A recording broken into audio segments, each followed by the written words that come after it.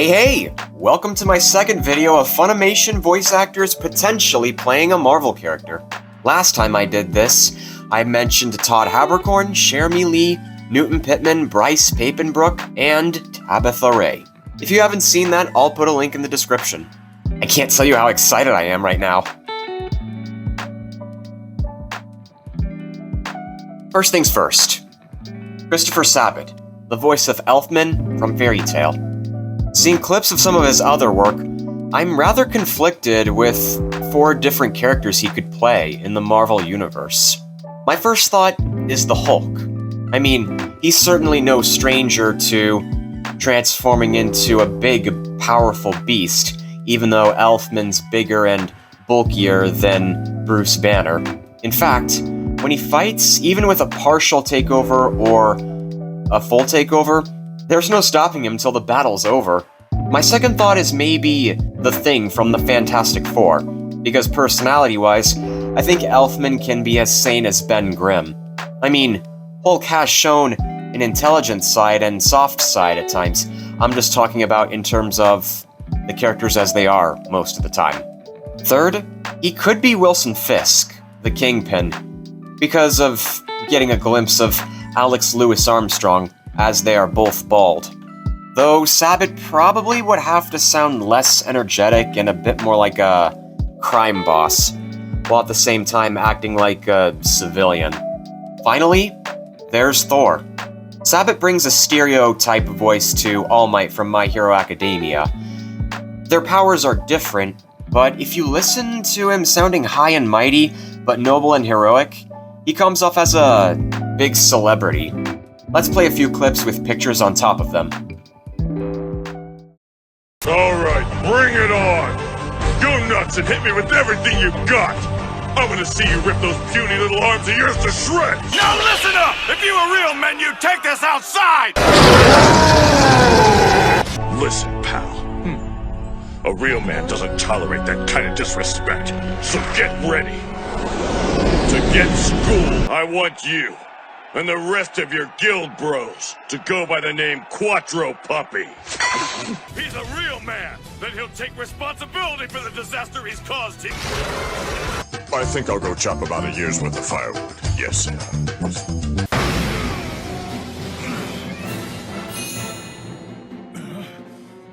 Behold! You have just had the rare pleasure of witnessing the famous Armstrong statuary technique.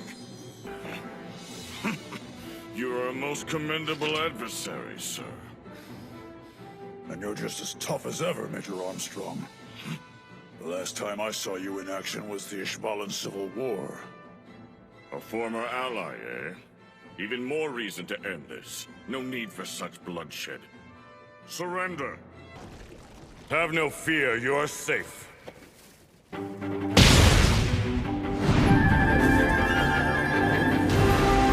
Now that I am here, that is. Hey! Wake up! Hey! Thought we lost you there! Well, looks like you're moving around all right. Huh? Hey, what do you think you're doing? Let go! I love my fans, but this is too much! Wait! We're flying! If I let go now, I'll die! Oh, that's a good point. I just have a lot of things I want to ask you personally! You're my all-time favorite hero, All Might, please! Okay, I get it. Just keep your eyes and mouth shut. I told you the traits that make a great champion, but I see now I wasn't living up to my own ideal! Pros are always risking their lives! That's the true test of a hero! I am here! Okay, finishing those samples and listening to them first, my opinion of likelihood has changed a little bit. While the least likely, Sabat could be the Kingpin, but again, he would have to sound more like he hates Spider-Man and a criminal blending in with regular citizen society. Although, using clips of Armstrong, it did remind me of Fisk using a little bit of artifacts to fight Spider-Man. You know, him mentioning Armstrong's statuary technique. I mean, I know it's a magic or alchemical power, but That gauntlet on his forearm made me think a little bit of that punch ring that Fisk used to beat Spider-Man in the Insomniac PS game. In addition, Armstrong doesn't get as excited to fight his opponent as does the Hulk and the Thing. That first clip of Elfman was his transformation as the Lizard Man from the Grand Magic Games arc. If he could only gruff up his voice a bit more, then he'd sound more like Hulk. Even roaring as his full beast takeover doesn't sound like a stranger to such. On those second clips of Elfman, with Ben Grimm's picture, you could expect him to say, "It's clobberin' time." Just using his regular Elfman voice would be enough for me. Finally, Thor, God of Thunder. As I've said with All Might, Sabat nailed the stereotype that fits Thor. In addition, he's very muscular to the point where he looks strong and mighty. I mean, imagine Izuku as Peter Parker, fanboying at the sight of Thor. Though, I understand that Patrick Seitz, the voice of Loxus, could also be Thor as well. He can too have a stereotype voice, but also, Loxus has lightning abilities, and his journey as a fairy tale wizard is similar to Thor's as a hero. They were both once cocky and arrogant.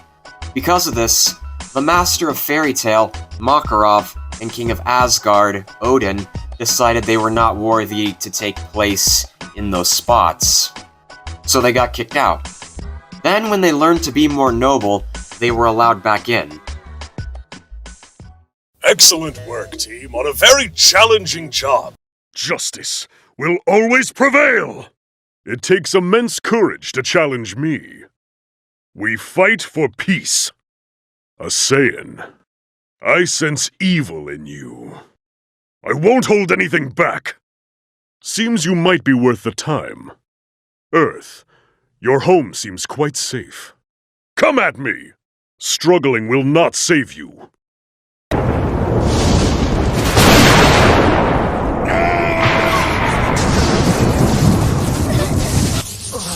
So this is the fossil that took out Gramps. I certainly didn't expect to run into the second Guildmaster.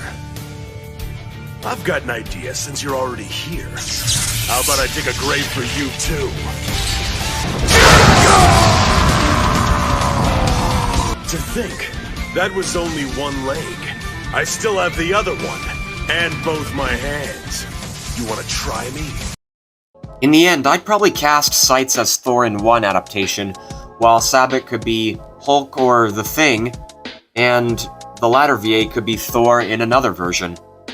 Coincidentally, the actor who plays Thor in the MCU is also named Chris Hemsworth. In fact, All Might's Japanese voice actor, Kenta Miyake, I don't know if I'm pronouncing that right, voiced Thor in the Japanese version of Thor Ragnarok. ロキ、お前が必要だった。ずっと一緒に戦えると思っていた。だがお前はお前、俺は俺だ。昔のお前がまだ残ってるかも。だが俺たちの道はもうとっくに分かれてしまった。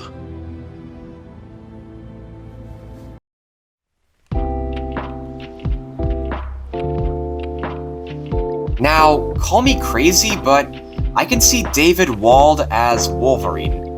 Isn't it obvious as to why? Gajiel Red Fox without a doubt has a deep, rough, tough as nails kind of voice. This video is about Funimation voice actors playing Marvel characters, and I know that Steve Blum, the voice of Spike in Cowboy Bebop, has played Wolverine in a lot in the past. But say for some reason he's not available or anything else, I think Wald has potential there. Coincidentally, using a type of metal is part of their characters. Wolverine's claws are made of adamantium, a fictional metal Marvel created, whereas Gajiel eats iron to boost up his magic power. On top of that, I read a Spider-Man and Fairy Tail crossover on fanfiction called The Spider and the Fairies. When he travels to Magnolia and explains in scientific language about how the fairies can help him get back to New York, Gajiel says, "Whoa, in English, bub." To which Spider-Man thinks, "I can tell you're the Wolverine of this group." Which to me as I'm not an expert, means that Wolverine doesn't understand that stuff, nor have the patience for it. So let's play some voice clips of Gajeel with a picture of Wolverine on top and see how it goes. There ain't no way! I can't work with somebody I can't trust! What's the big deal? It's not like I want to be your buddy. And that's cold! The only reason I'm here is to get work. I hate this stupid guild and everyone in it, but times are tough, so I had no choice but to join. Shut up, loser! Different time, different place, same problem. Am I wrong? Yeah, that's our Aaron. Can't hold his own for shit, but always looking for a fight. 5 guys want to take him on, he wouldn't think twice about jumping into the fray like an idiot. But you know, I may not have ever had the privilege of seeing Aaron win, but I never saw the little son of a bitch back down either.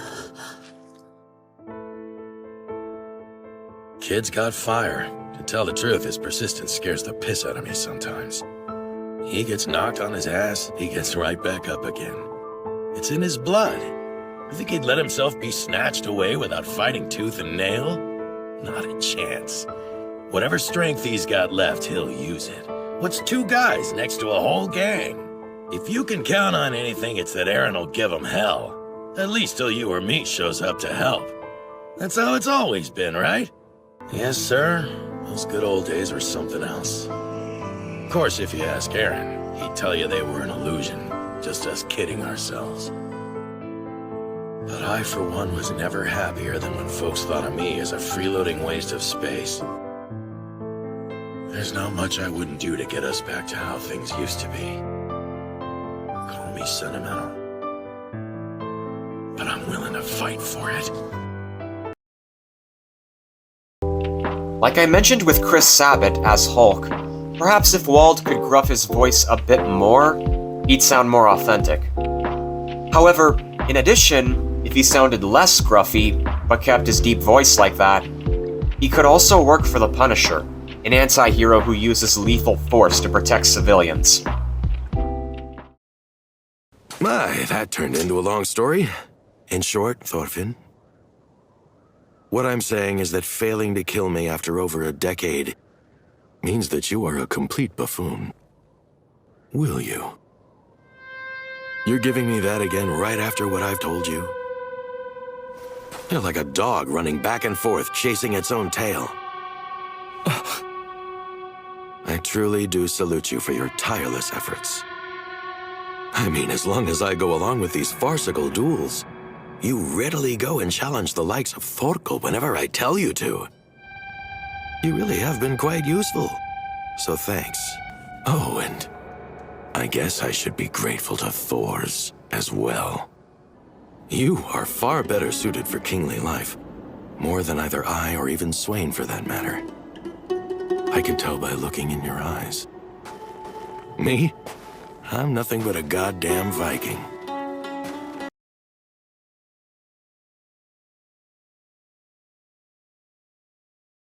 Now, since I mentioned a character with a dark world previously, this is where things are going to get a little more darker. On the last video of this, a viewer named Zekril1000 commented that he could see Austin Tindle as Carnage. So, when I looked at clips of Accelerator, I noticed how much he was like Cletus Cassidy. They're both psychotic killers who take joy in killing people. Like Bryce Papenbrook as Venom, I did some audio editing to give him a symbiotic voice.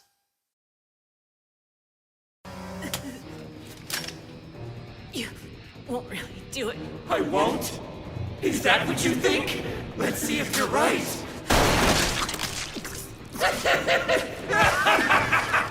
Nope, I guess you were wrong. You should get to know your enemy better before you start issuing challenges. Who said anything about saving? What? Don't tell me you don't have any more tricks up your sleeve. Why are you looking at me like that? Are you trying to bring me down?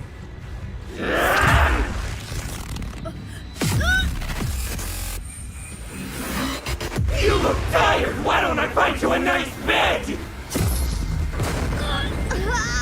Did you know human bodies have something called bioelectricity coursing through them? Let's see what happens when I tweak yours just a little bit. At least pretend like you're having fun. Or maybe you can't. This bed doesn't look too comfortable to sleep in. As much as I haven't seen the entire series of Certain Scientific Railgun or Scientific Accelerator, every time I played that sample, I could feel the vibe Tindle brought. It sounded terrifying, but hey, if you feel like you don't want to go anywhere near him, that actually proves what a great actor he is. If there's any other crazy villain he could play, I can only think of the Green Goblin. He'd probably have to pitch his voice up a bit. As for the other side, Norman Osborn, I'd say someone else will have to play him. It would have to be two actors playing different personas of one character.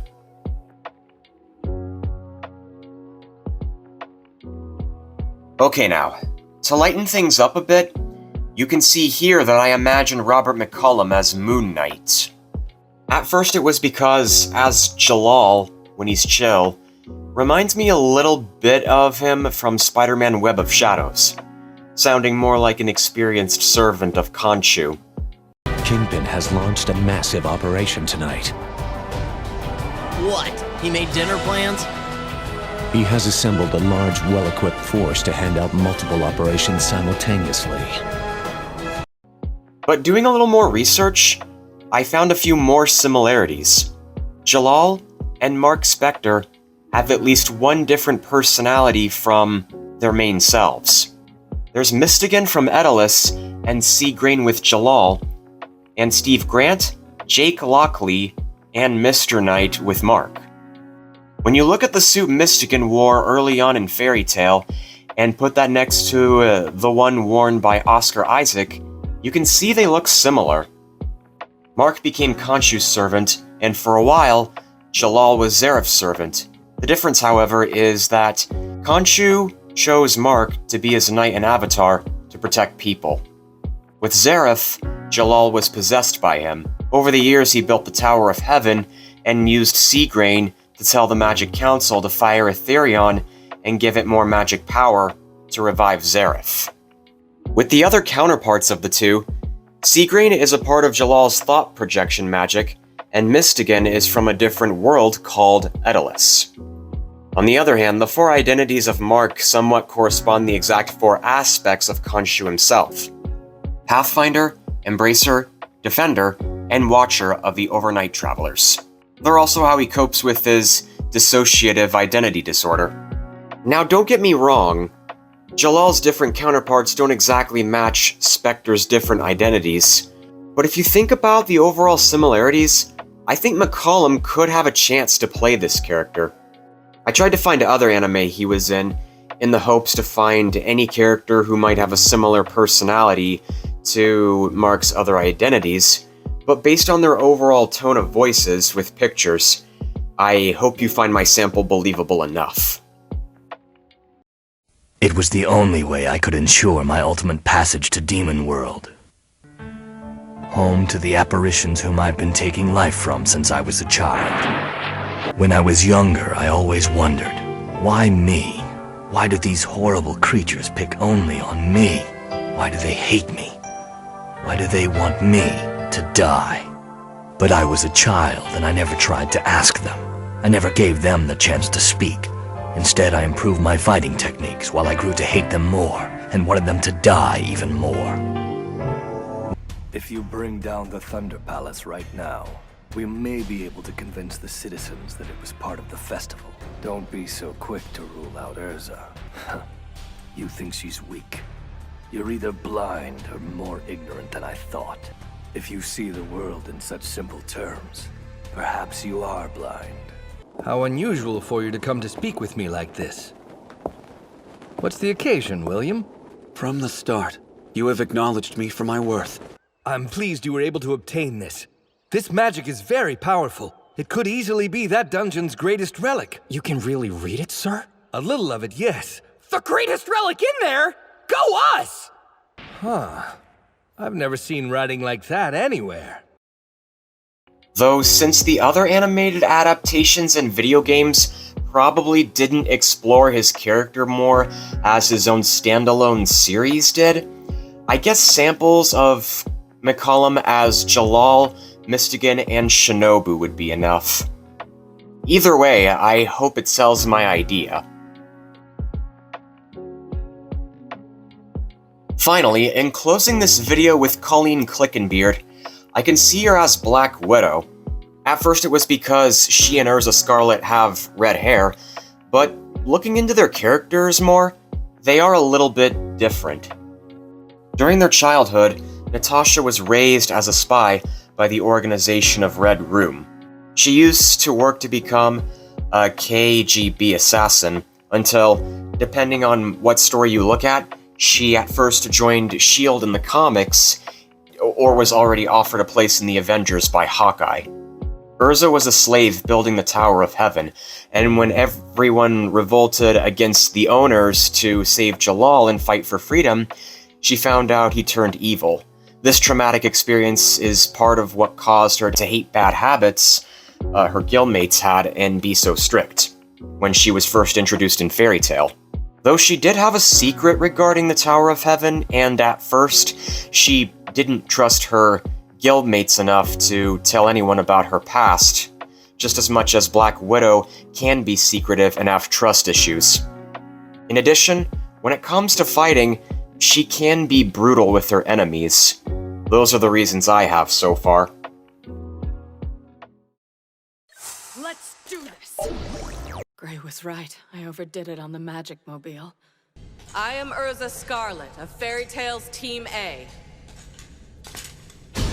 I will face 100. I'm a wizard from Earthland's Fairy Tale, and my name is Urza Scarlet. In that case, light armor! You're lucky that worked out so well. Ida was fully prepared for his opponent's arrival. He had a strategy and never lost sight of his mission to protect the dummy weapon, even if he was foiled in the end. Technically, the hero team won, yes, but they took advantage of the fact that this was training. They didn't respect the spirit of the trial. Similarly, Midoriya's plan was also poorly thought out, considering the amount of damage that he received. He rendered himself helpless, not smart. As for Uraraka, she let her guard down mid-battle, and her final attack was far too reckless given the hypothetical stakes. If she'd treated the fake weapon as though it were real, she never would have risked using such an imprecise move. Another Marvel heroine she could be is Captain Marvel. At least more like her comic book counterpart, or from Marvel Future Avengers. As I've heard, her MCU incarnation got criticized for being too cocky, reckless, and stubborn. Now then, I'm worried about the rest of our class. We should find them right away. It's ready! It takes me a little longer to create an object this big! A blanket? Is this supposed to be a shield? You're looking at a sheet of insulation 100 millimeters thick. Go, Kaminari! An electric type.